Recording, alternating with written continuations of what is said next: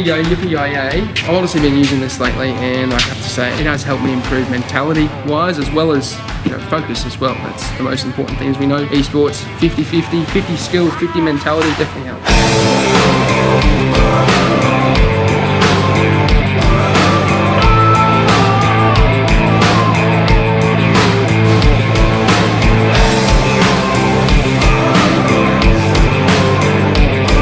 There you have it, guys.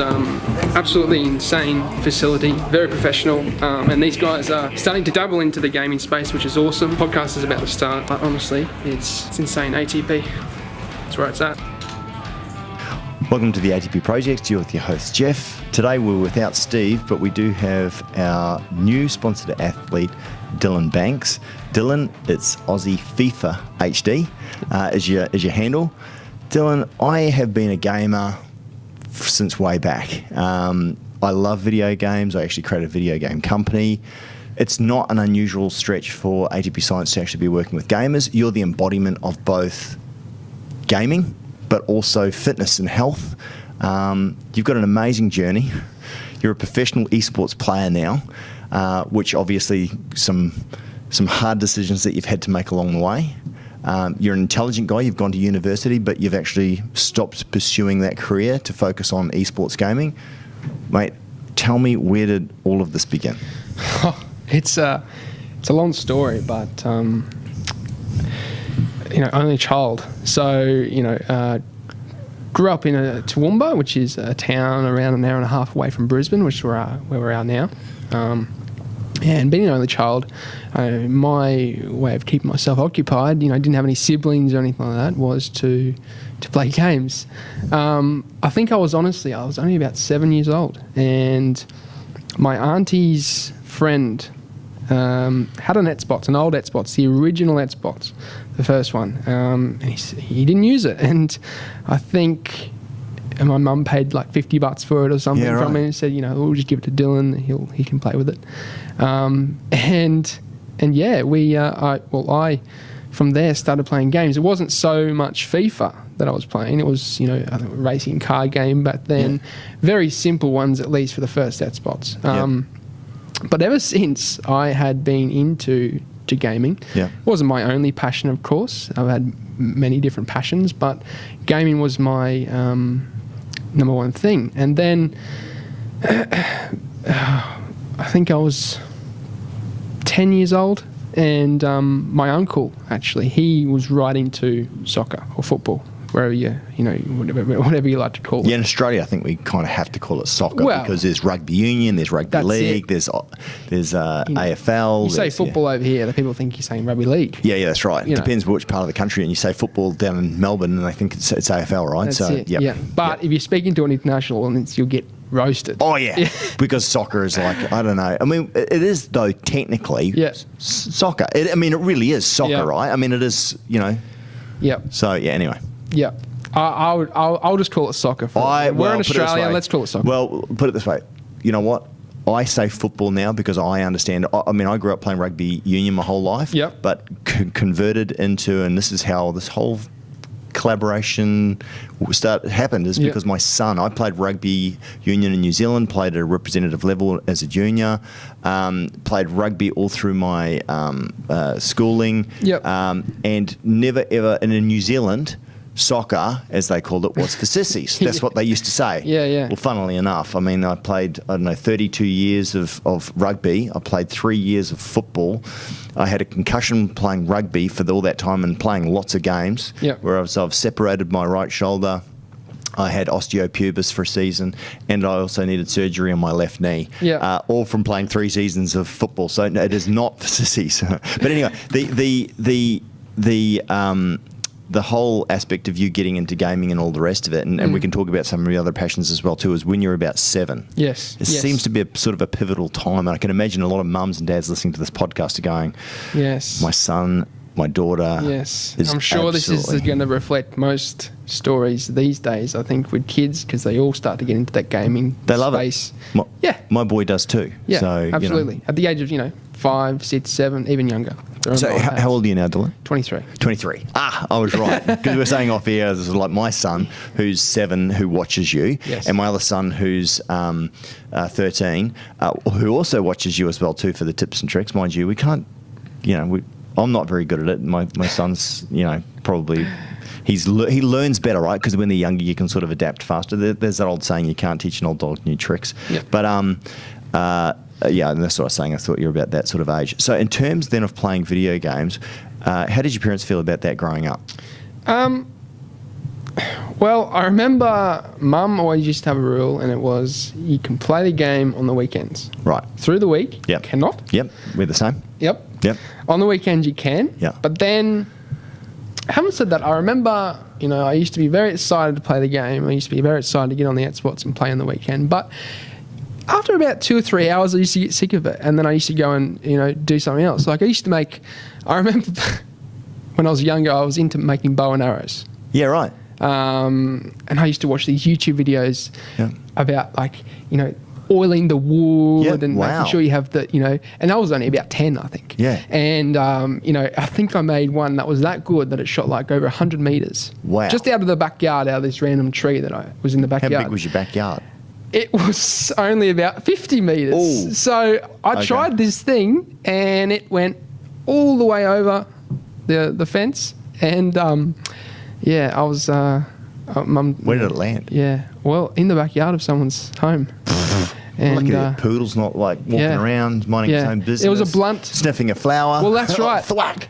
Lucky there was no cats or anything, Yeah, or my even gosh. a human walking by. But Mum, Humans would be fine. Mum took it off. Our listeners are more concerned about animals than humans, whatever. No, I'm just kidding. But yeah, that's pretty fortunate, right? Yes. But okay, so you were mucking around as a kid. yes, I always used to do all these kind of things, climbing trees. I still had that childhood, Yeah, where you were outside a lot. yeah. Because I don't know, I was always into something outside. But So for parents that are listening to this as well too, again, Yep. fast forward now, you're an esport gamer. Yes. You're an intelligent guy because you went to university as well too, and we'll talk more about the degree that you were studying. Did Yes. you complete your degree? I did. You did? I just graduated. I finished the degree last year, but I just graduated about a month ago because Political science? Criminology and Political Science. Okay, yes. cool. So and to do a career as I laughed when we first met that you were going to become like 007, you were going to be an ASIO spy, you were going to work for Mossad or something like that. No? Well, Intelligence officer? Yes, Yeah. I was interested in that sort of thing. Yeah. And yeah, basically. I mean, you're making your own bow and arrows. You've got your own weapons happening. I mean, like it's not a stretch, right? I don't know what it was. What was it? I just liked the thought that I knew things that people didn't know for some right. reason. Okay. I was interested in knowing information that people didn't know. Yeah, right.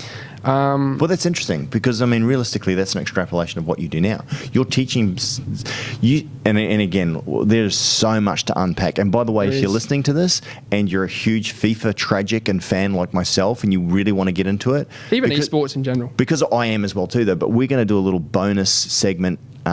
Which we're going to attach somewhere as well too, Matt. I'm not sure where. You can let people know. But I want to do like a 10-15 minute deep dive question into FIFA with some questions I've got. But we won't do that as part of this because there's a lot of people that just want the sort of the understanding of an esports sort of an athlete.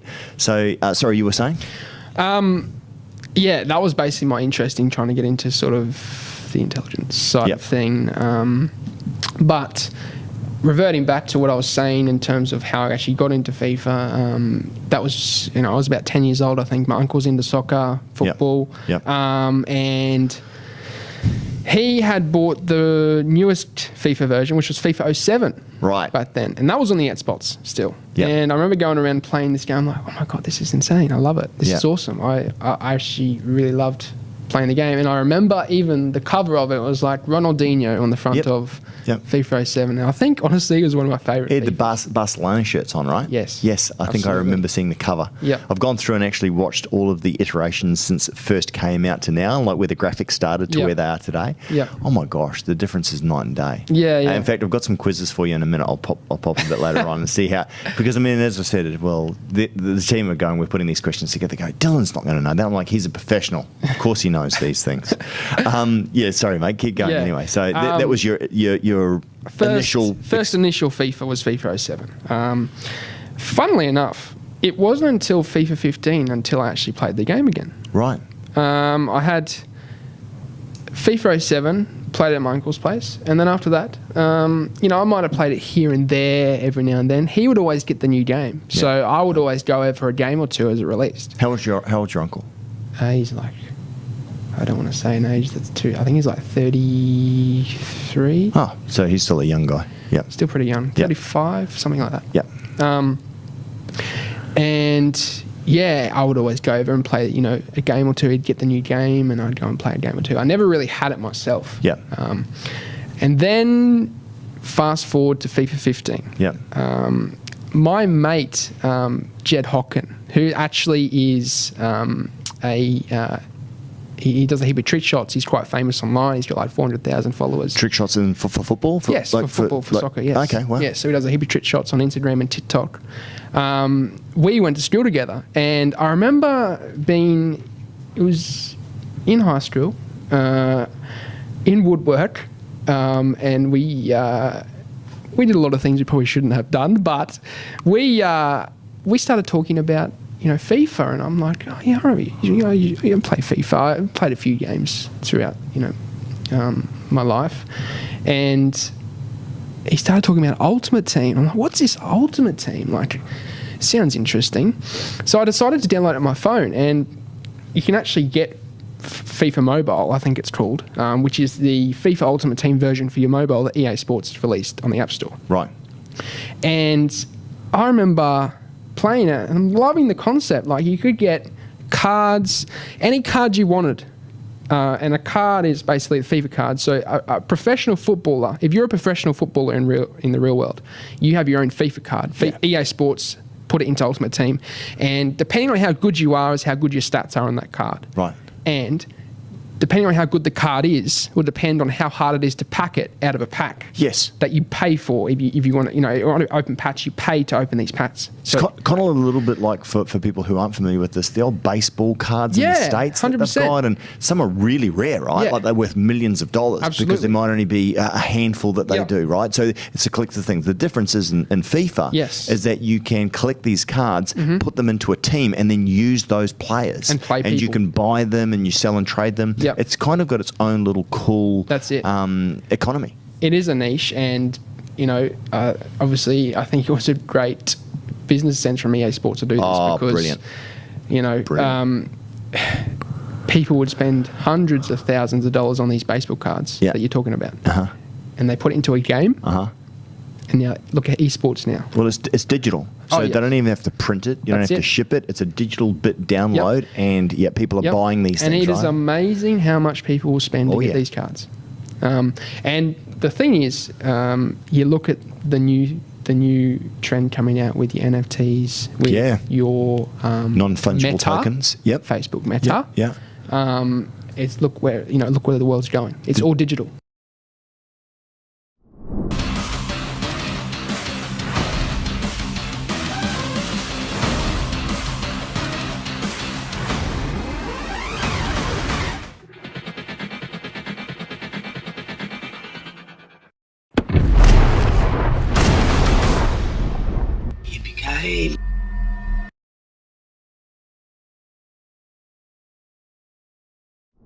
And the funny thing is, I remember Apple CEO.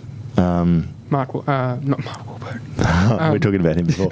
Mark Zuckerberg. No, that's Facebook. Steve Jobs. He said, and I remember watching an interview with him in the 1980s, going, now we have digital natives. He goes, the people that are growing up in the 80s effectively have never known a world without computers. And that was back then. So, Dylan, you were born in 98. So, I mean, and again, it's funny. I remember when the Xbox came out. I remember when PlayStation came out, right? Yeah. You wouldn't remember these things. And that, the immersion level, I guess, of children now on iPad, iPhones, Xbox, PlayStation, PC, whatever it is so ingrained into our culture. For some parents, it's a babysitter. For some children, it's a reward, and everything in between, right? And I'm not saying that it's good or bad. I am so passionate about video. Some reflect on that as being negative. Oh, for sure. And look, like anything, right? Yeah. You can say that of anything. You can say that of food. You can say that of gym. You can say that. I mean, when anything becomes obsessive and you take it too far, diet. I mean, anorexia versus Absolutely. I mean, whatever. Things can be. Nothing in itself is bad per se. Like in this, it's just how it's used and the level of, I guess, responsibility, oversight, So it doesn't sound like if your mum, I should say, was putting governors on you in terms of, okay, only allowed to play on the weekend, that it doesn't sound like you were crazy overboard in terms of playing too much, right? No. I wasn't. And I still am not now. I'm a pro player, technically, and, I'm playing maybe 2-3 hours a day. Okay. Do you play any other games? No. None. So you just exclusively FIFA. Yeah. And is that for a time reason? Is that because you don't want to pollute your thinking with other movements? What is that? Obviously, with what I'm doing now, trying to compete, also running my own coaching business and YouTube and TikTok and Instagram, everything, right? It takes its toll, so I don't have the time to play other games. Yep. Having said that, if I get another game, I play it for an hour and get sick of it. Yeah. And I've always been like that, except for FIFA. Yeah, right. And that's what really has got me wondering, why am I so attached to this game? Because, as I said, I played it. I started on the mobile, played this Ultimate Team with these, these cards that you can pack and you can build a squad and play other people. Then I decided to, let's get it on the PlayStation, because at the time I think I had a PS3. Yeah. And FIFA 15 was out. I discovered that this Ultimate Team was on the console, so I'm like, hell yeah, let me get this thing and try it out. And I was hooked. Yeah, right. Absolutely hooked. One thing led to another. FIFA 15, I played that game. I was very bad at the game. I remember, definitely getting angry. Like, I couldn't stop myself. Like, if you lost, you get angry and years have gone on. Obviously, I can control myself now, and it's good. And you need to, especially at a high level in esports, you need to have a good mentality, because that's one of the most important things. And I've always said that. Over skill level. Okay, my son and I, we play together because we've got Xboxes set up on a lounge upstairs, little lounge upstairs, and we've got two sets of TVs side by side, and we play Xbox together. And he actually likes career mode. He plays career mode, so I'm sort of playing my game while we're doing it. Yeah. You can even. So this is what I said to you the other day. For people that can't see, I'm holding it. I've actually got a callus on my thumb, right? I can't believe Dylan doesn't, right? So obviously I'd smash you in a game if I played you, but Probably. We're actually going to have a challenge to the death. Okay. We're going to play. But you're only allowed to have bronze cards. Okay. You'd still beat me. But I think what's really funny is that my son, it's actually a really good opportunity. Now, he's not allowed to play unless his room's tidied. He's allowed set hours to be able to play the game. He loses it sometimes. I mean, I watch these kids on TV sometimes. There's that German guy that smashes the monitor playing World of Warcraft, which actually I was a GM in World of Warcraft back in the day. I was actually playing up until last year. I was playing World of Warcraft because I absolutely freaking love it, right? Like, as I said, I'm a real tragic. Hey, but so's Captain Picard, who's married to Ashton Kutcher. What's her name? There's a lot of famous actors and other people that actually play video games, and I guess because that's Snoop Dogg just got signed by FaZe. Really? Esports team. Yeah. Wow. Is he good? Snoop Dogg. Is he good? I don't know. He's more of a content creator / gamer for them. Right. But I think he is actually good. I saw a clip of him on COD, and he was definitely doing better than what I could. Wow. So, I mean, it comes down to what you're passionate about, right? So my son would sit there. Now, he's actually, as we speak down the coast, he's playing in the Queensland State Championships. Yep. He's a good athlete. But, man, I tell you what, the resilience. He's just sitting there. I'm just saying, mate, seriously, you need to pause and walk away, right? Because it's like, blah, and he's playing against the AI. Like, he's not even playing against another player. And it's funny because I watch some of these guys as well, too. But there are character developing opportunities there if governed the right way. I mean, left unchecked, you've got kids smashing monitors and breaking joysticks, and that's bad. I mean, if your kid's doing that or if you're doing that, you really need to evaluate and going, what is my internal life looking like? But there is opportunities to be able to calm yourself down Now, I take that in real sport. I mean, playing football as well too, and doing these things. And also, now you as a professional gamer. Now you've travelled overseas. Not overseas. I've played in the national tournaments leagues here in Australia. So you've played at a high level. You've played in tournaments. For notoriety. Obviously, it's now your game. Being able to control your emotions, whether it be on the real football pitch or whether it be on the virtual football pitch, is the same thing, right? Yes. It's he who keeps their cool wins. Absolutely. Yeah. I think it's... Or plays at least their best game. Yeah, 100%. And I think it's it goes in any sport, like you were saying, not just esports, soccer, football, whatever it is. Mentality's key. And that's something I've really had to work on. And I would say only for the last 2 to 3 years, I would say from FIFA 19, my mentality has been something that I've been really starting to get a hold of and not sort of get so angry at the game. Yeah. Because as I was saying, went from FIFA 15 then to FIFA 16, starting to get a little bit better, but I wasn't there. You know, I wasn't at the high level. Yeah. And then FIFA 17 came by. And at this stage, I was, above average, but I wasn't pro, let's say. Yeah. But at the time, EA Sports was wanting to dabble into esports because there was no actual esport with the game. Yeah. They had, I think, the FIFA eWorld Cup, which incorporated kickoff for many years, but there was no esport involved with Ultimate Team. Right. And that's when it really kicked off because of how popular Ultimate Team was. People got hooked to the game. They then started making it competitive, and then all of a sudden, everyone gets hooked on this esport thing with EA Sports and Ultimate Team, and it starts to become quite large, quite big, right? And that was in FIFA 17. Yeah. And I remember watching the EA Sports live broadcasts on TV and Twitch, and just think, you know what, I want to do that. I want to do that. So for people who don't know FIFA, Ultimate Team is where you can actually use players from all over the world playing in different leagues, different countries.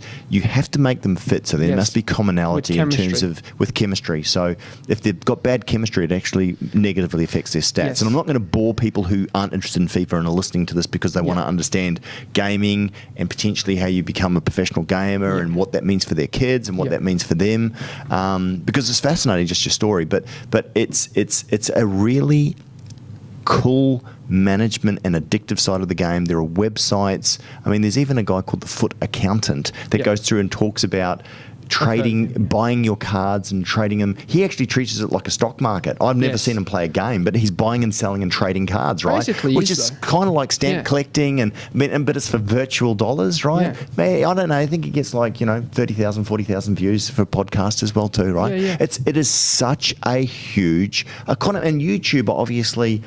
That many eyeballs means that people are going to be watching, and I guess that's what I want to transition to now as well too, is that. So you're at university. Mum's very proud. Yes. You've completed it. You're looking at a career, and you go, "Hey, Mum, how did that conversation go?" She was skeptical, to say the least. Sure. I would say, and she's always supported me through what I've done. But I think that generation is, they're interested, but they're also skeptical of what it can actually do for me in the long run. Also, is there a long-term plan, things like that. I would say I've gotten to the point where I'm going to do it anyway. I don't care what anyone thinks. There's a lot of critics that think, you're stupid for doing this because... and that's normal. Like, people like comfort. People like to have, a future ahead of them that they know will obviously be guaranteed. But have you read Rich Dad Poor Dad? No. You're pretty much quoting exactly what he says in his book. And without risk, there is really no reward. I mean, and what is safe? What I mean, you can be fired. You could be working for a company and what have you. It's funny because we're having the same conversation with a friend of ours whose son is going through. By the way, roughly how old's your mum, if you don't mind me asking? She is 42. She's younger than me. Yes, she had me when she was 19. Oh my gosh. So you could be my son. Here you go. We always make the joke that we'll end up in the same old home. Yeah. That's cute, man. That's cool. But the thing is, right, is that even your mum's younger than me, right? And I get it. But I think this is one of the things as well, too. The world pays for artisanry. So, in other words, expertism. If you're an expert in something, then you can make a living from it. And if you're passionate about it, that's because those are the things that carry you through. If it was easy, everyone would do it. Nothing in life that is worthwhile is ever easy. You've got to put effort. You've got to put study. An entrepreneur in French means risk taker, which means that you have to risk something to achieve it. Now, that could be reputation, that could be money, that could be time, that could be relationships. And this is, if you say up there, high level agreement, deep level alignment. This is sort of this is funny. This is our business coaches that we're talking to. Alignment in terms of what you're doing, alignment with external factors, but most importantly is alignment with yourself. In other words, I want to do this. Now, you never fail, you only learn. So when people go, oh, you're going to fail, it's like, no, I just learned that didn't work, or I learned that isn't what I want to do. But what's the worst thing in doing is working a job that you're not enjoying, that you're not passionate about, where you've got an itch. Now, if you're happy in your work, great. You're blessed because you're probably only a small. But if you've got an entrepreneurial desire to do something and it's in there, then go for it, because 100%. you're going to learn a crap ton. You know, it's not like you can't go back to, well, you've finished uni. It's not like you can't utilize that skill set later on if this doesn't work out, to go, you know what, I gave that a try, I'm going to go do this. I hate the linear thinking. I hate the, you know, you have to do, this is the way that life has to be done, you know? So anyway. Absolutely. And, you know, after finishing uni, I did have a job offer up in Townsville, because I studied in Townsville. Studied in Townsville for about 4.5 years, and that was obviously, it's a 3-year degree, but I had to do it over 4.5 because I had to support myself and work full time. Where'd you work? Sorry? Which company? Well, it's funny because the first year or so I was very tight on money because I was on $200 a week. Wow. Yep. So massive share house? Yes. Yeah. Yep. And you know, rent was at $120. Yeah. And then $80 to support myself for the rest. Holy cow! So it was tough. I did something similar. I lived on 2-minute noodles. Well, I mean, this is when I had no idea about fitness or health, by the way. Absolutely. Anyway, And I think they're one of the worst foods you can have. Oh, totally terrible. But I got a job managing the cricket, and that was what the $200 a day was. So managing the cricket? Cricket, the local cricket. Yes. Oh, So how much did you get paid? $200 for a day's work? For 2 or 3 days' work. Wow, that's pretty good for a young guy. Not bad, yeah. I had to umpire and through the day, and basically just manage it, manage all the other umpires and stuff. No support from the government, no Centrelink or anything like that, because I was still classed as dependent, even though I was 16 hours away from home. Wow. Which was, I don't know. Crazy. Anyway, no comment. But then I ended up getting a job with Barbecues Galore. Okay.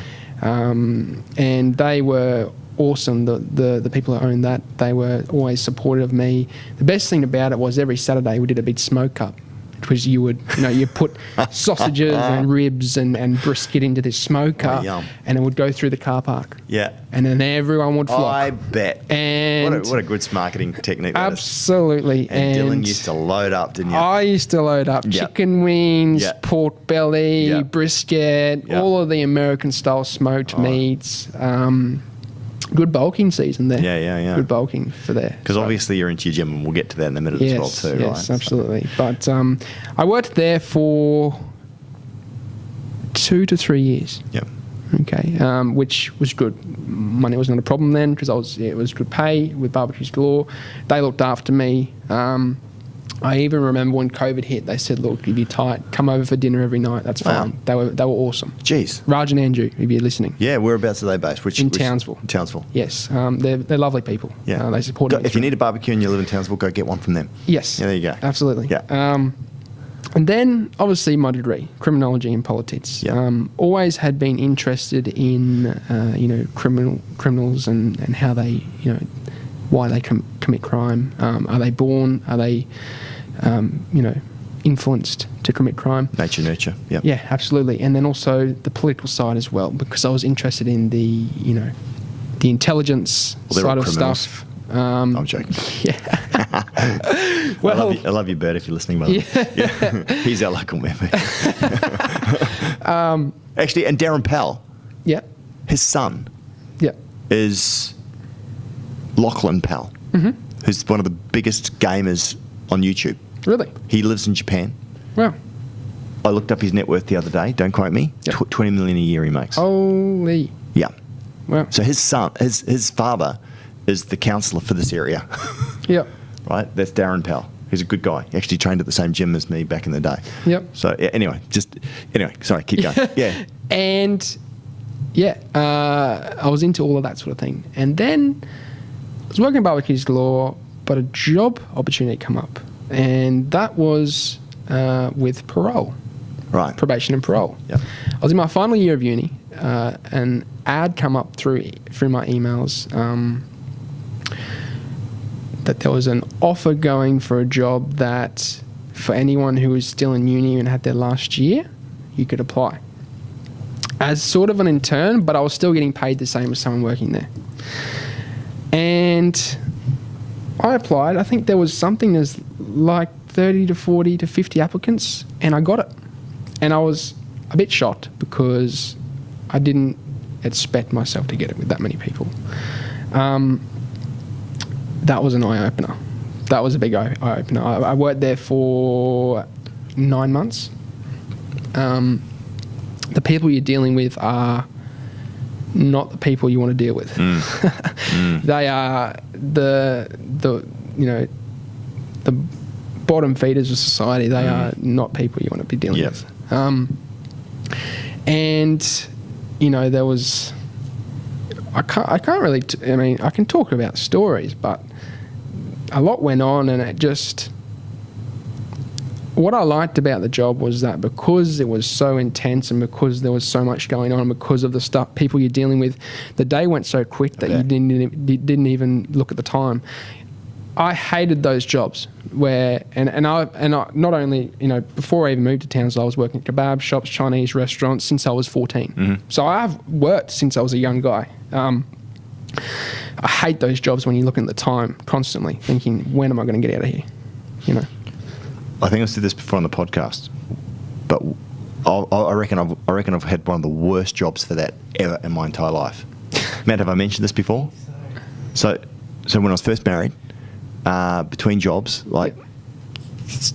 everything was turning to crap. Yeah. So I had to go get some money. So Tony and I basically had our own company. That's my wife. We went over to the UK. We invested everything. Foot and mouth hit, destroyed all of our savings. Basically came back nearly bankrupt. Right, had to start again.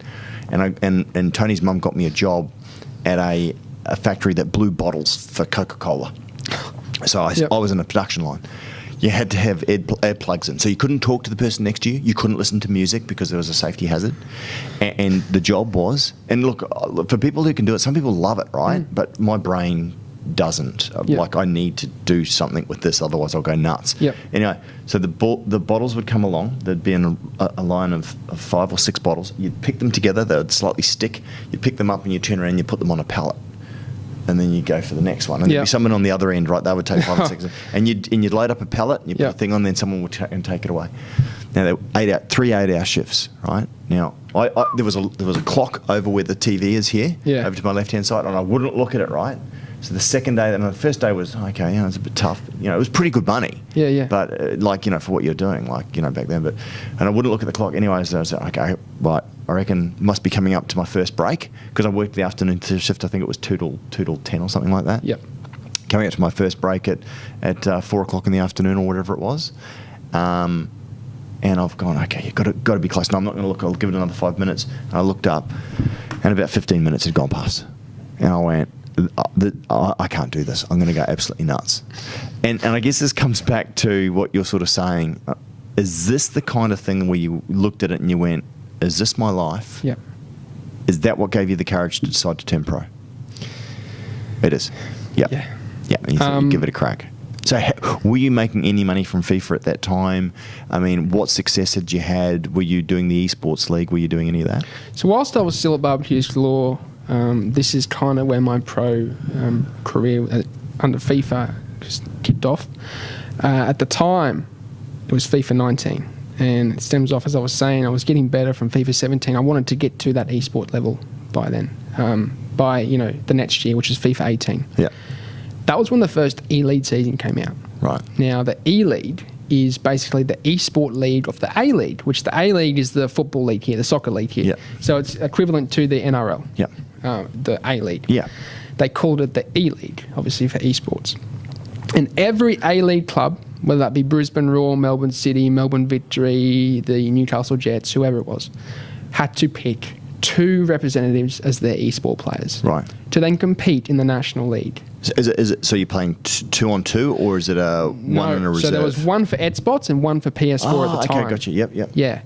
And what would basically with that competition, there would be an aggregate score. So the Esports player would play the other Esports player of the club they were versing. The PS4 player would play the PS4 player, and then the scores would combine.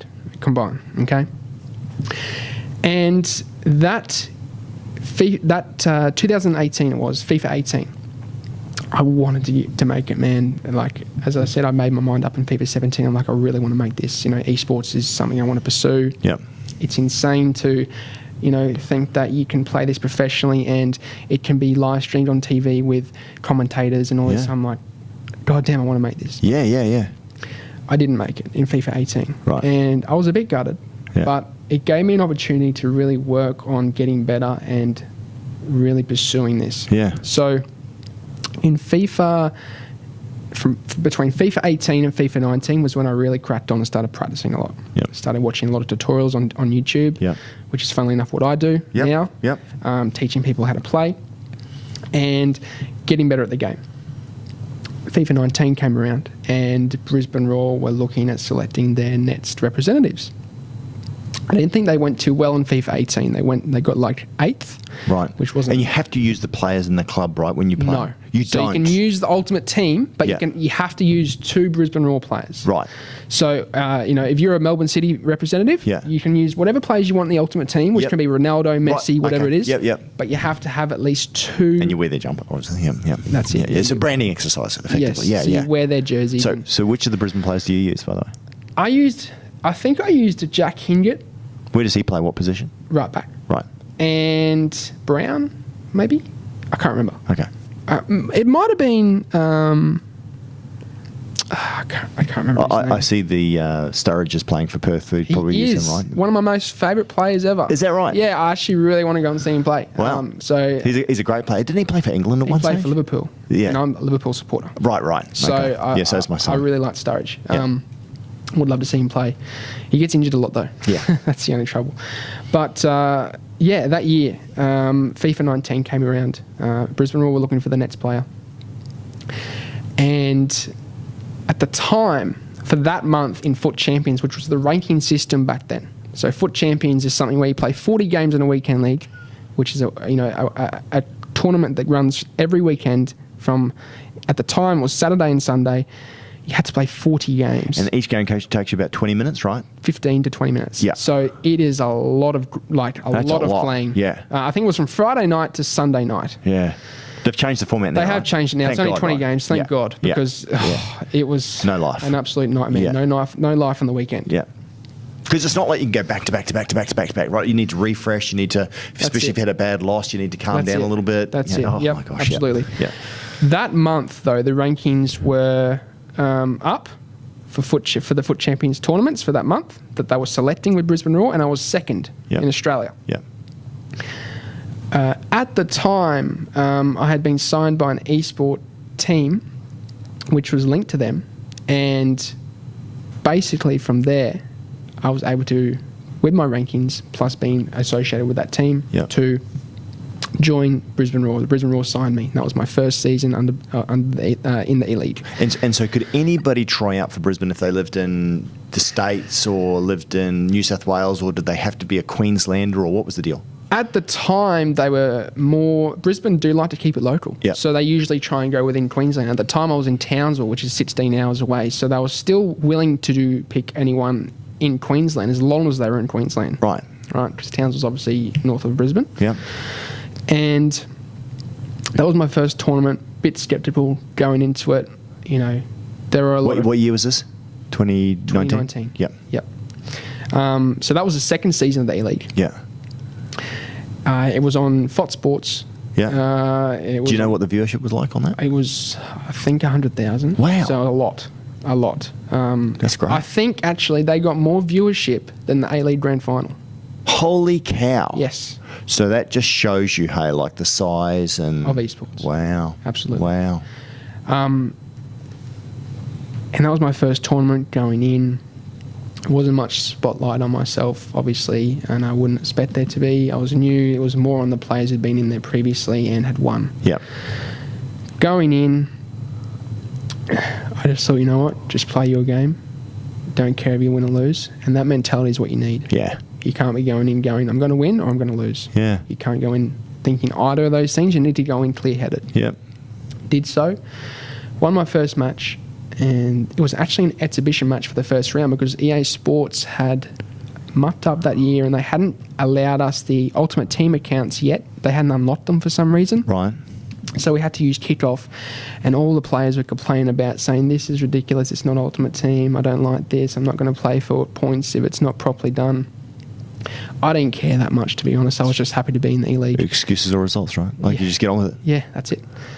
But the first round didn't count. I still won the first round, exhibition match. I think it was against Jesse, which was Central Coast Mariners that year. Yep. Going into the second round, game on. First round, that was for points. I was coming up against Jazz, who at the time was, I think, #1 in Australia. He had played overseas in Europe. Wow. Had drawn with the world #1. Wow. Top player. Was he Australian? He is. Wow. Yes, and he was representing Western Sydney Wanderers at the time. Yep. And I beat him 6-1. Wow. You smashed him. Yep. What happened? How did you beat him? Yep. Just on your game? Was he off? Was it just a perfect storm? Were you just that good? I was just on my game. Right. I had gone in saying, whatever happens, happens. I'm here to play my game, stick to my, game style. And for those of you who don't know, and I'm not going to bore you with FIFA stuff as you were saying, this is probably a few people. We'll do the boring FIFA stuff in a little 20-minute sort of Easter egg or side thing or whatever we want to call it, right? Because as I said, I've got some questions for you because I love it. And there's probably a lot of people who are listening to this have either come over from that FIFA one to learn more about you. But for those that are not FIFA tragics or interested in video game, we'll do that on another one. Yeah. Absolutely, yeah. Anyway, throughout that tournament, I think I'd lost twice and I'd won the rest of my games. Yeah. So I did quite well. Ended up taking Brisbane Roar to second. Wow. Well done. Over that whole tournament.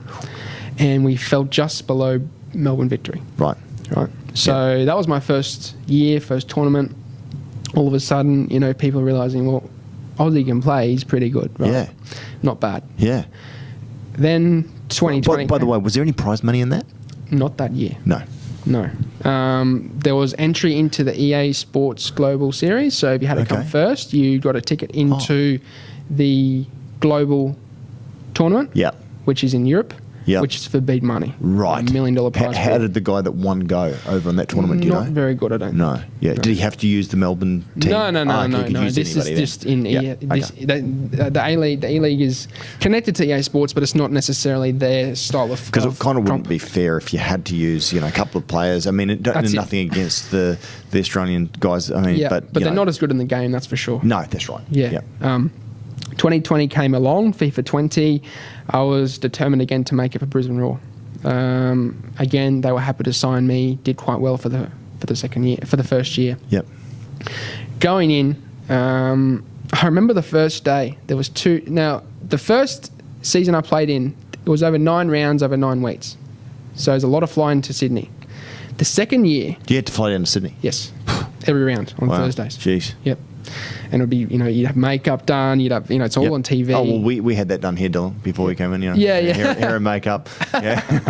I mean, I put it on Lippy even if no one's here. Yeah. So, I don't mind it. Second year, it was over 2 rounds, and they decided to, I think it was obviously to make it cheaper for them to run.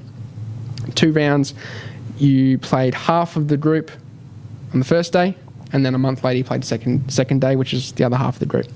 I remember the first day turning up, and I need my glasses to play, otherwise it's blurry. Yeah. And the lights from the production, they blind me. Wow.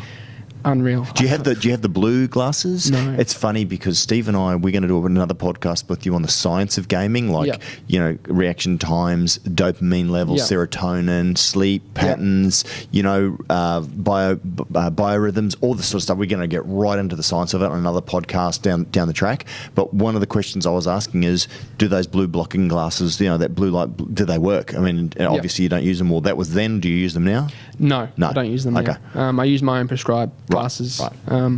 Because you can get prescribed with the blue light filter, right? I think so. Anyway, well, you know what? When we do the podcast, we'll work out if it's worthwhile. Who knows? I might give you an extra 2%. That's it. Yeah, Steve might know. Steve will know. He's really bummed he couldn't be in this podcast. He was kind of like champing at the bit, wanting to come in. But I said, no, we're going to save the science for another podcast. Forgot my glasses that first day. Oh my Lord! How bad is your vision? Like what strength are your glasses? Because these are a 1.5. I've just gone to like a 2.5. Like that's the baby step. Like is it the bottom one? Or is that the next one? My vision's quite good. It's just when I'm looking at screens. Yeah. In an hour. Yeah. My eyes will start. You did those eye boogers. Yep. They will start just tearing up and pus was like mucus was coming out of it, and like my eyes were dreadful. Right. I remember waking up the next day and my eyes were not opening. That's how bad it was. Wow. Just the eye strain. Yeah. Yep. First game, did really well. I come up against this guy called Honey Badger, who again was a global player. He played overseas in Europe. He was one of the best in Australia, one of the best in the world. Wow. Beat him 1-0. Wow. For my first game. And at the time I was quite fresh. My eyes were good. I didn't need, it wasn't too bad. Yeah. Then the second game came along, and I played Footwiz Marco, who was... I've heard you mention him before in your podcast. He won the E-League in 2019. Right, yeah. This was my second game. Going into it, again, I felt good, but I wasn't going to be too cocky. I wanted to play with a clear mind. It didn't matter if I won or lost. Yep. Went 1-0 up, but then collapsed, went 3-0, 3-1 down. And by then, my eyes were starting to go really bad. I couldn't see the screen. They were blurry. The production lights were stopping me from seeing the screen. And at the end of the day, I think I finished with 2 wins, a draw, and 2 losses. It's not bad. So it wasn't bad. No. It was a good first day, and it put us into 5th place. Okay. So I was at 5th place, moving into day 2. Could you get your glasses? Remember my glasses. So did you leave them in the hotel? I left them at home. Oh, but you're in Sydney. Yes. So how did you get your glasses for the second day? The second day was a month later. Oh, okay. Yes. Well, I'm thinking, bloody hell, did you fly back to Brisbane and get them and fly back again? No. Okay. The second day was a month later, and went in, glasses, ready to, fire blazing, ready to go. Went undefeated that day. Wow. And took Brisbane to, again, 2nd place. Second behind Sydney FC. Okay. At least it wasn't bloody Melbourne Marco again. and Footwiz Jamie. Right. I was a bit gutted because I'm like, you know what? Second last year. Second again this year. If only I had have done better. Well, as I like to say to my children, second is the first loser. I'm kidding. But and just as a side note, do you get on with these guys? Like, is there a good camaraderie, or is it I'm going to smash your face? You could probably beat them up, though. You're a lot bigger than them. No, I don't that's what he said, that. Marco. He said he's going to smash you. No. Next time he said no. But no, you get on well. Like, there's a camaraderie. And honestly, I think the best thing about the E-League and actually, being a pro player is not playing the game at a live event. It's actually meeting the fellas again. Yeah. Because it's you put names to faces. Yeah, absolutely. And you've got a shared interest. And it's a real privilege, I'd imagine, to be able to play video game at that level, being represented and actually talking with other people in a like mind. Absolutely. As I said, I could carry your bags for you because I just want to come. Maybe you could. Yeah, absolutely. Yeah. Give everyone some product. Some yippee-yi-yi. Yeah. So I think in terms of what happened from there? Obviously that's 2 defeats that could get on your mindset a little bit, or were you all right? Frustrated? What if? Was it a what if? Because again, if you had bought your glasses in the first game, you could have gone through. Yep. And won. What it did do is put me in a good position going into the grand final, which was in Melbourne. So we're at 2nd place for the group stage. Yep. But then after the group stage, you go off individually, so you don't rely on your partner's score. Yep. You rely on yourself. Right. Going into the finals. And wherever you placed personally on the leaderboard, so you had your team score, but then also you had your individual results as well. Yeah. They would calculate it. And again, I was second in the league. So I helped Brisbane. Ryan Naylor was my partner at the time as well. He and I took Brisbane to second place as a group. And then also my individual record was, I think, second in the E-League. In your PlayStation, he was Xbox? Yes. Could you beat him? Did you ever play him? I did play him this year. Identical teams or different teams? No, different teams. Oh, so but you're playing him now on foot? Yeah. Right. Yeah. And you beat him? Yeah. What's his name? Ryan Naylor. He's Ryan. that guy that was in that episode where he beat me 4-0, and then the following 2 weeks, I beat him 4-1. Nice. Yep. That's so good. he's a very good player. He actually recently got picked up by Melbourne City. Right. So he's representing Melbourne City. Basically, the individual scores were second, so it would have placed me in a good position in the seeding, because it basically, I think if you're in the bottom 7, it's an elimination bracket, so you play off against players. But if you're in the top 5 or something, you make it to the next round automatically in the quarterfinals or something like that. Yep. It would have placed me in a good position. Then COVID hit, and COVID basically, it called everything off. There was no grand final for the E-League season 3. Why? Because I mean, you would think it's an online. Surely, if anybody could make that work, is because they couldn't set up the cameras to watch. I mean, that's right. Is that what it was? Not really. I think there was it wasn't. They sort of tried to do that, but it wasn't a full-on grand final. Like the results didn't. It wasn't. It was an exhibition more final than anything. I mean, if there's any work from home that you can do, I mean, you would think the gaming would be right. That's it. Yeah. So anyway.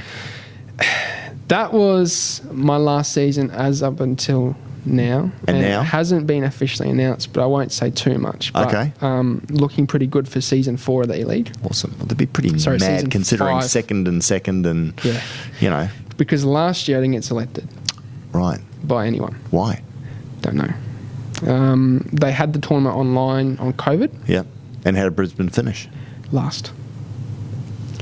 So well, I think someone's nephew got a gig, right? Who knows? I mean, I don't know. Yeah. But whoever the selector was, he needs to be fired. Whoever the new selector is, potentially, if you come out there, they can stay.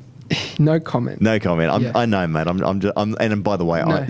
Brisbane Roar, if you're listening, I'm just E-League. I'm just joking.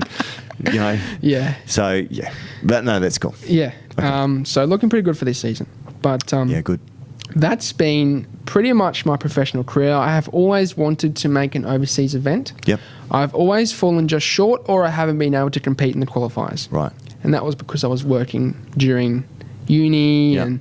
or I had uni on, or Yeah. something happened in life that just prevented me from trying to compete and qualify for the online tournaments.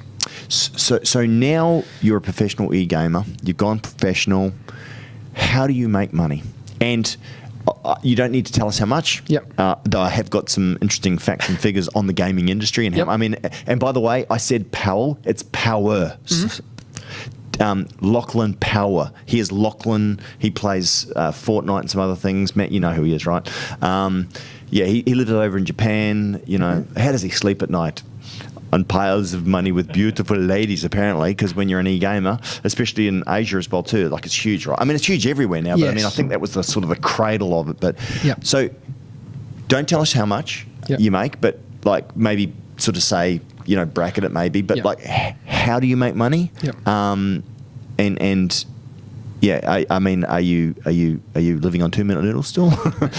No. Okay. What I will say is,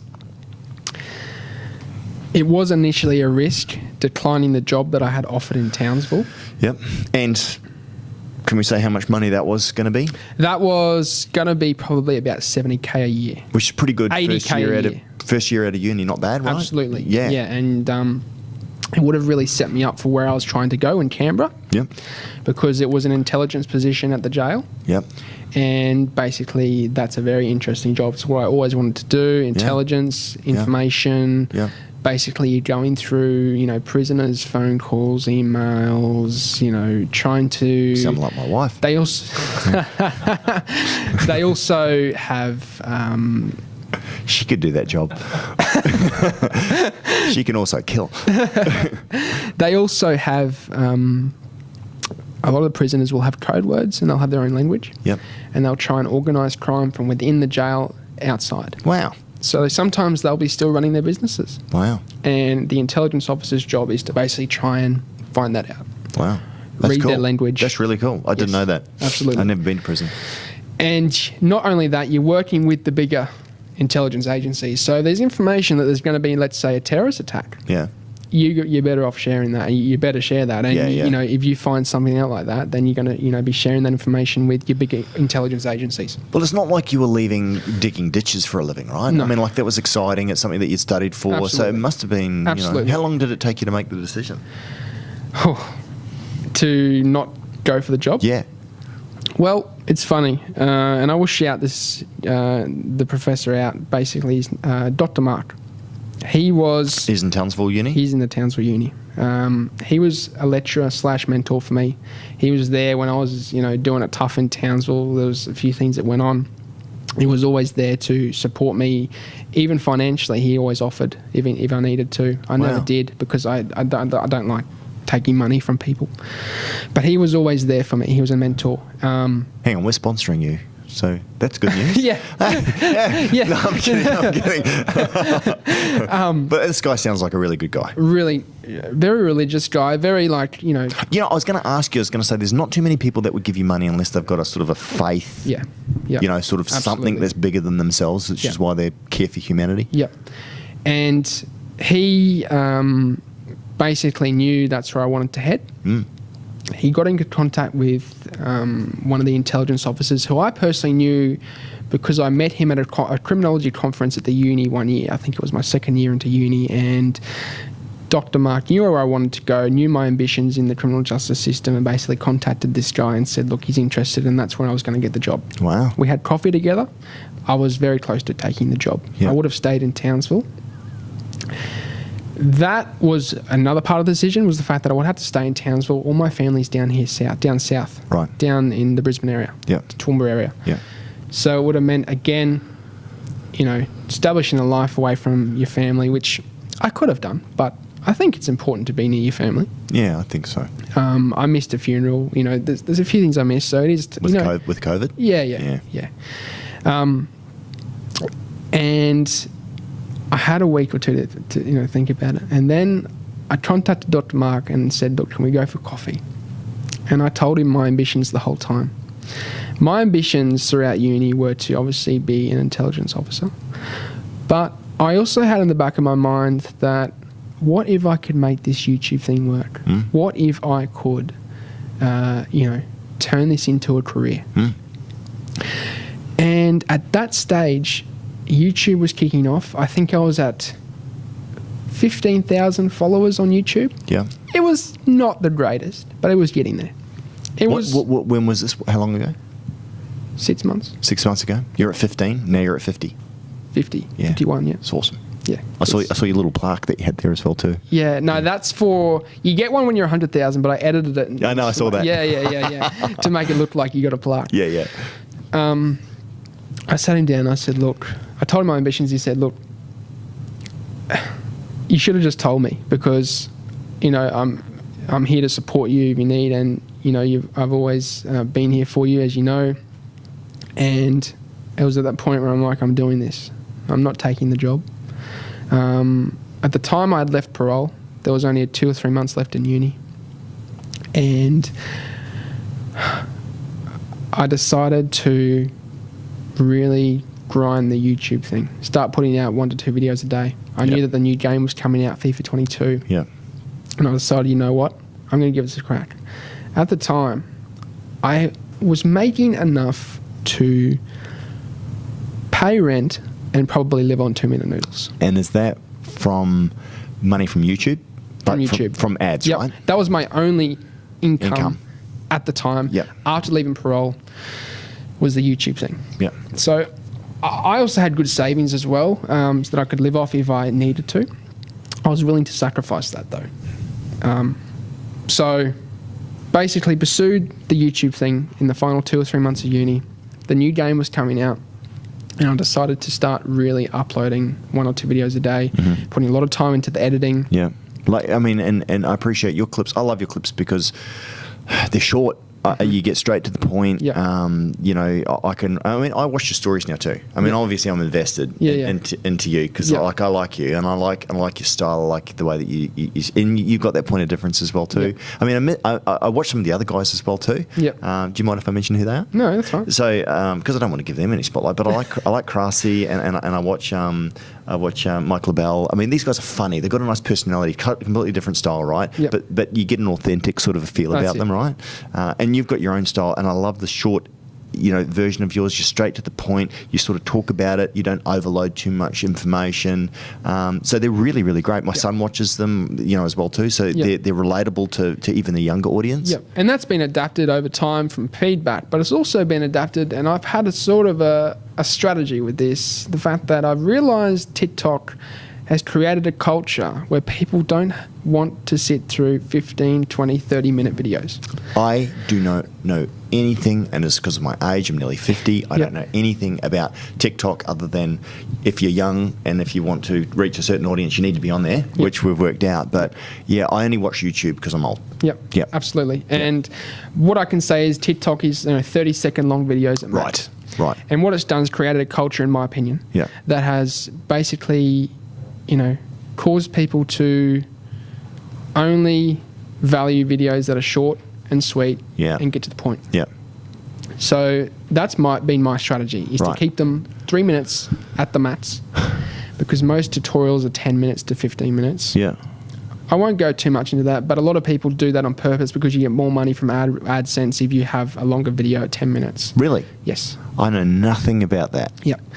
But mind you, look at Joe Rogan. Yes. I mean, he's the king of podcasts, right? Absolutely. And his podcasts go for 2 hours, 3 hours. Yeah. Podcasts are different. You can listen to them when you're driving. True, absolutely. You can listen to them when, you're cleaning the house or whatever. Yeah. Cooking. And that's, and they're getting quite big now, podcasts. So in terms then of revenue, you're making money from YouTube. Yes. Do you... What sort of following do you have on TikTok? Do you make money out of TikTok? No. So TikTok and Instagram are not don't have the ability to be monetized. Right. It's more of a lead generation. You get brand deals with them. Yeah. Right. Yeah. And I am wanting to expand after that, and I have started doing that. Yep. I've got 1,000 on each of the other platforms. So TikTok, 1,000 followers at the moment, Instagram, all that. I've had obviously a lot going on that I haven't been able to always upload daily on that, but I always make sure on YouTube I upload daily. I upload every single day at least one video, but if not, I try to get 2 out. Yep. More because that's monetized and you get money for doing that. And how long does it take you to? Because I appreciate it's 2.5, 3.5, 5 minute videos. Yep. How long does it take you to film them? Yep. Edit them and upload them? How long does that take? Each video probably takes 2 to 3 hours to edit. Yeah. The filming I'll try and do on a single day. Yep. But getting the clips to implement into what I'm trying to teach takes time as well. I can imagine. Yeah. Who do you play against to do that? Oh my gosh, there's so many questions I want to ask you in the other thing. But I'll ask you on this one. How do you actually do that? Do you have a friend that? No. So I'll play, maybe it'll be on stream, and at the time I might clip a clip that I'm like, you know what, I'm doing a tutorial on that, let me just clip that and get that clip. So it's just a friendly? No. I'll go into an actual, an actual competitive mode, where it's division rivals, foot champions, where I'm playing against good players. You just seem to set it up all the time. I mean, obviously I appreciate it. It sounds a lot more difficult than it looks. So. Yeah. Well, I've just got to the point where I'm able to implement the things I'm trying to teach against good players. So number one, it shows that it works against good players. Number two, it makes it easier for me in the long run because I'm looking for clips to put into a tutorial. Then I've got them. So you're making money through YouTube. Yep. And that's paying the rent and a little bit more, and obviously growing now. Yes, absolutely. That's awesome. That's really good. It's growing. I do notice that it'll go up in spikes, then drop. At least I'm getting bare minimum 100 subscribers a day. Well, what's really interesting, and by the way, for people that are listening to this, and I think the next one, I think we really target that towards the FIFA audience, which will probably maybe move the needle a little bit more for you. But if they want to follow you, what platform do you want them to follow, and where do they go? You can follow me obviously on YouTube, AussieFifa HD, but also on AussieFifa HD. Yes, on Instagram as well. Yeah. And we'll get into this shortly, I'm guessing. But I also show my gym progress and all that sort of stuff on Instagram. Yeah. because it also is linked to a series that I'm doing on YouTube now, which we're going to delve into, which is the No Money Spent Road to an Event. Which I love too. And again, this is really good for mums listening to this about, oh my gosh, my kid's getting into FIFA. Yes. He's going to be raiding my wallet and buying $120 worth of FIFA points every week, you know, and, you know, maybe you get it for birthdays and for Christmases or something like that. But okay, so that's YouTube. Yes. And you're making money. And you're also now making money Yes. through coaching as well too. Absolutely. What do you mind if I ask, and please don't disclose any information, but do you make more money from coaching or more money from YouTube? Coaching. Right. Yep. Right. And do you coach a lot of players, and how much time do you spend with them? How does that work? Because we've got the same thing with fitness guys, right? Yep.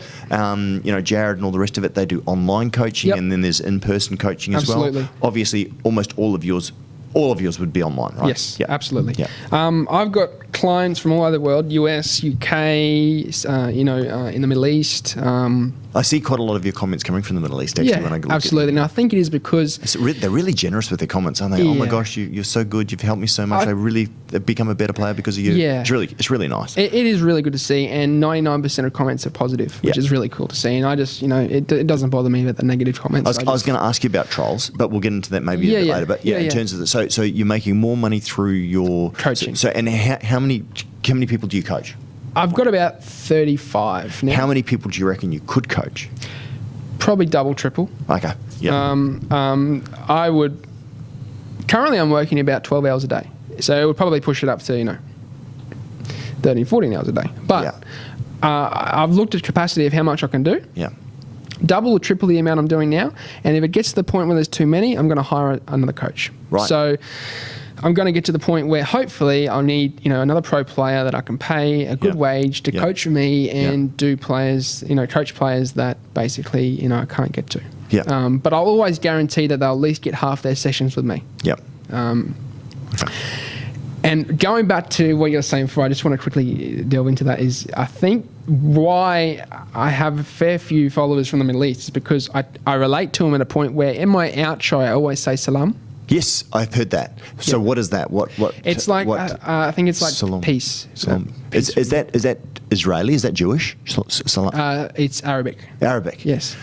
Which is another story, but yeah. What do you mean? Because as you know, I was trying to get into intelligence. And I was actually learning Arabic. Ah, okay. I started learning Arabic. Right. I'm not fluent. Yeah. I know quite a few sayings and can start a small conversation. So what's that word that you said? Salam. Salam is like... Salam. It's like shalom, which is that's Israeli for peace be with you, I think. Mm-hmm. It's funny, isn't it? There's obviously a commonality. Right, yeah. Same as Turkish. It's not the same, but it's sort of like some sayings are, What's really funny is that from that part of the world, we've got actually one of our best distributors set up in the UAE. So they're just moving into Turkey. Yeah. They've got... So actually your audience that's over there can actually be purchasing ATP Science. That's awesome. That's actually really cool, because part of the reason why we wanted to sponsor you, obviously, is because your viewership is largely Australian, even though you are international. Yeah. And we are an international company. Absolutely. We've got very strong distribution through the Middle East. Yep. Very strong. Actually, probably the strongest outside of Australia and New Zealand. Wow. So, yeah. That's awesome. Yeah.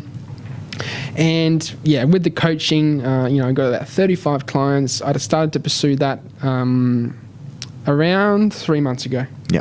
So it's going quite well. I put a video out that I was coaching. A lot of people jumped on it straight away. Yeah. And that is probably the avenue where I'm earning basically the most money. How much time do you spend with them in a session, and how many times do you see them a week? Is it a sort of a... It depends how many or what coaching package they purchase. Yeah. You can purchase up to 4 coaching sessions a month. Yeah. And then there's it goes down to anywhere like $20 a month, where you just get access to the coaching Discord and a monthly coaching class that I do every month. Yeah. But you go up into the one-on-one coachings with me online from like the silver package, which goes from from $20 to $250 as all the packages. Yeah.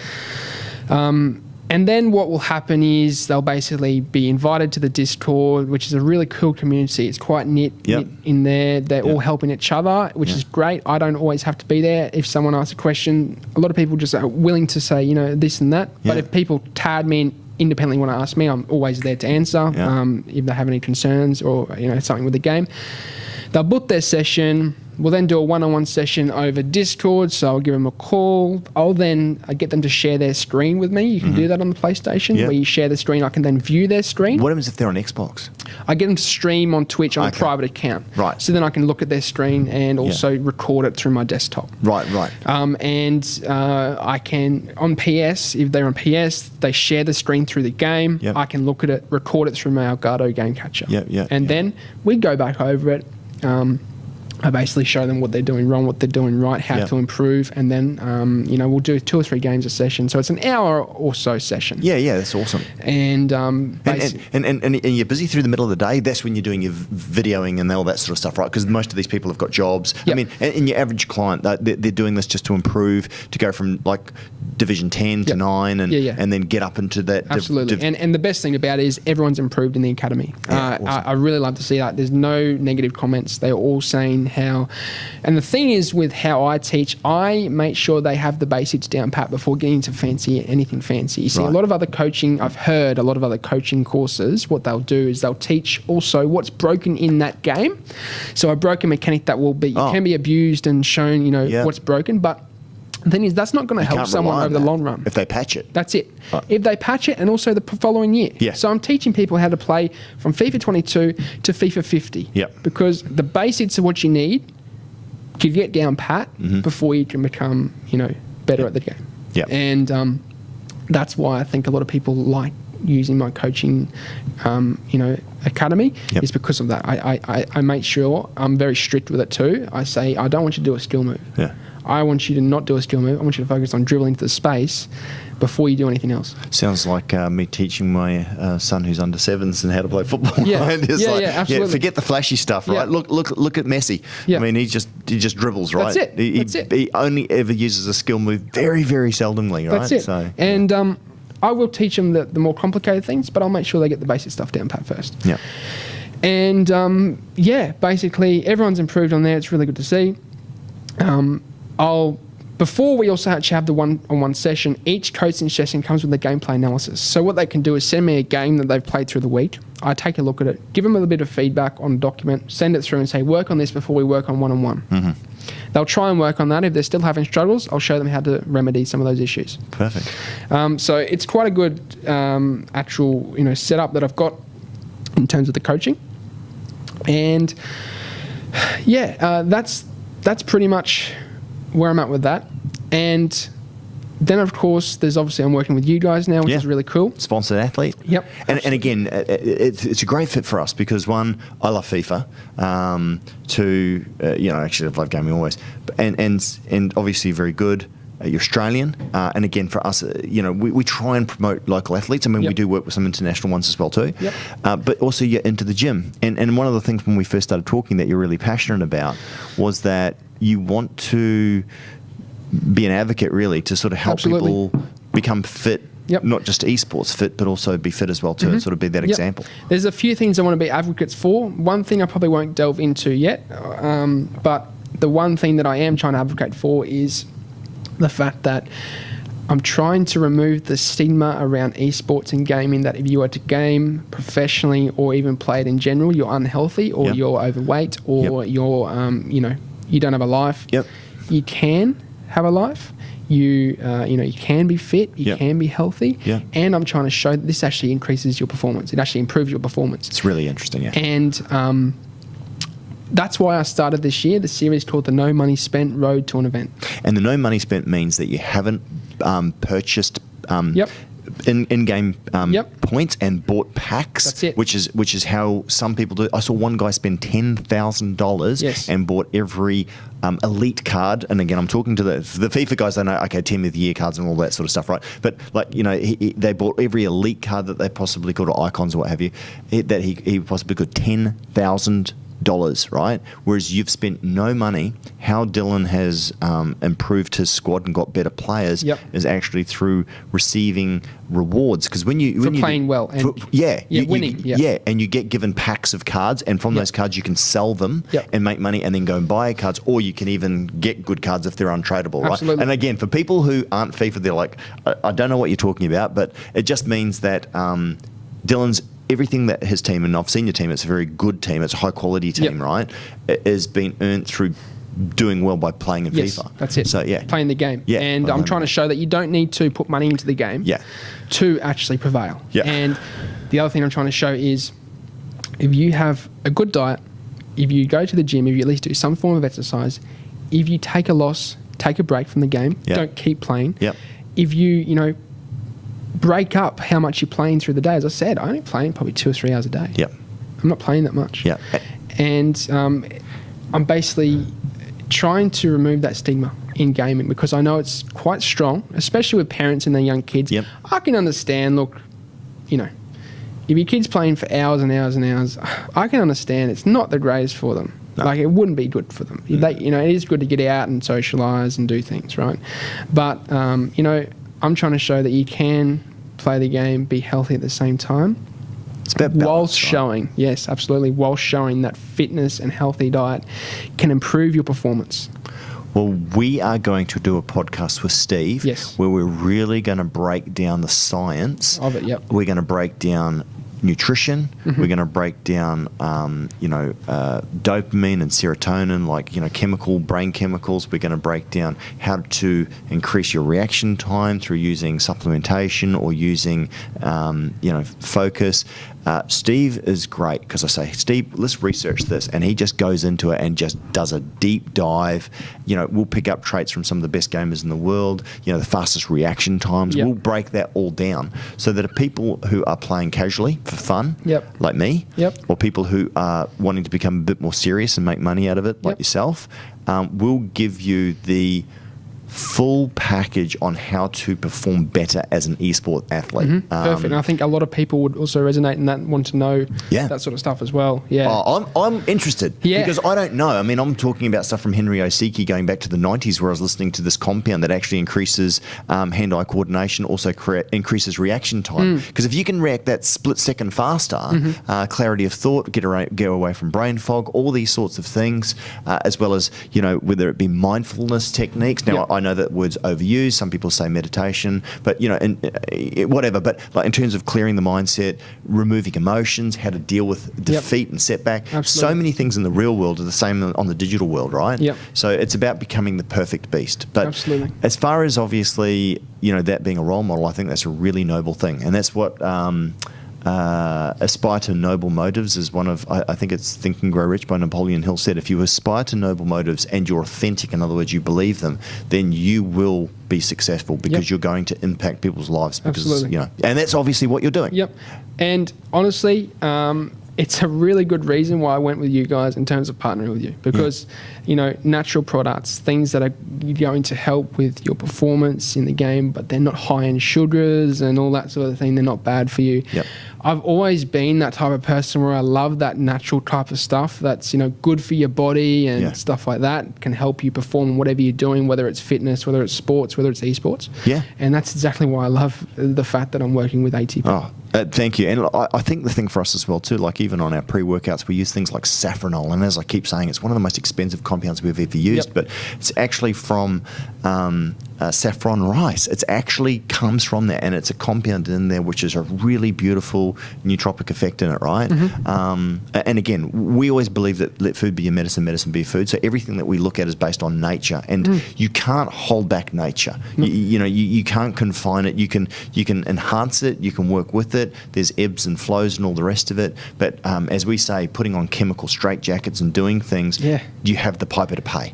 And whether it's now or whether it's down the track, and that's why this is why I love working with athletes. This is why we like working with people, is to enhance and take people forward and give them the things that they need to perform at their absolute best, right? Absolutely. But so outside of that, so we've covered off on the fact, how many times a week are you training at the gym at the moment? 5 or 6. 5 or 6, yeah. And how long do you sort of train for?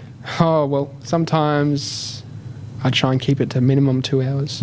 But sometimes up to 4 hours. It's crazy. Sometimes you might meet a mate at the gym and you have to talk for 10 to 15 minutes, so it takes a bit of your time away. Oh, look, and there's a social aspect to it as well too. Absolutely. I mean, I love the Dorian Yateses, and like we're actually putting together a program at the moment based on scientific research that Steve, Elisma, Jared, and the team are doing on the perfect nutrition exercise plan for the people who want to maximize their results for the shortest amount of time possible. Now, this is not going to suit your professional, trainers, but this is for the average person. I'd love to involve you and your community in it, because there's a lot of people where the barrier to entry for actually starting training is, one, not knowing what to do. The second thing is being limited in time. So if we can overcome those two hurdles, then we can create a program which we're going to be launching in September, which is going to be able to help people to give them all the information, education, and support that they need to be able to make a change if they want it. So, and I think you could be a really great ambassador to help, obviously, reach into that community that may be looking at you and going, I want to be, I want to play like Dylan as far as my sports is concerned. But you've inspired me to get off my ass and get to the gym. A lot of people have messaged me saying that. Right. That and it's a good thing, right? Absolutely. Yeah. And again, not just for their gaming, but for their health, for their physical well-being. I understand COVID's been hard on a lot of people, including myself as well too. Stress and not training and all the rest of it. And it's like, okay, guys, here's something that's simple that we can all do. So that'll be fun. That'll be really, really fun. Well, look, really interesting dive, Dylan, into what it's like to be an esport gamer. Obviously, really interesting history, really interesting story. I know a lot of people play video games. I know a lot of people are worried about their children or their husbands or their wives playing too much video games. So that's the end of this podcast. But what we're going to do, and again, you might have come there from, we're going to do a 15, 20-minute Jeff Ask Dylan FIFA questions. So if you're interested, we'll call that FIFA Q&A with Dylan. So have a look for that. If you're not interested in FIFA, then I'll let you take us out with your signature sign-off today, Dylan. Well, thank you for having me, Jeff. And it's great to be on the podcast. Great to be working with ATP. It's been a work in progress, finally got there, and really looking forward to working with the team. If you're looking to learn the game, I do a lot of tutorials on YouTube on the AussieFifa HD. It's now actually rebranded. I've changed it to my name / AussieFifa HD. So Dylan Baints is the name. On Instagram, you can also find me on Dylan Baints. So Dylan_Baints_AFHD. And if you're looking to get better at FIFA, I can always help you. You can join the academy if you like. I guess if not, you'll be seeing me if you're in Australia at least, or even in international. I know it gets quite a few international views. You'll be seeing me on the big screen for the C-League coming up this season. Awesome. Excellent. Yeah. Well, thanks everyone for joining us. And Dylan, give us your signature sign-off because I love it. Sayonara, au revoir, adios, salam, ciao. Goodbye. Perfect. Excellent.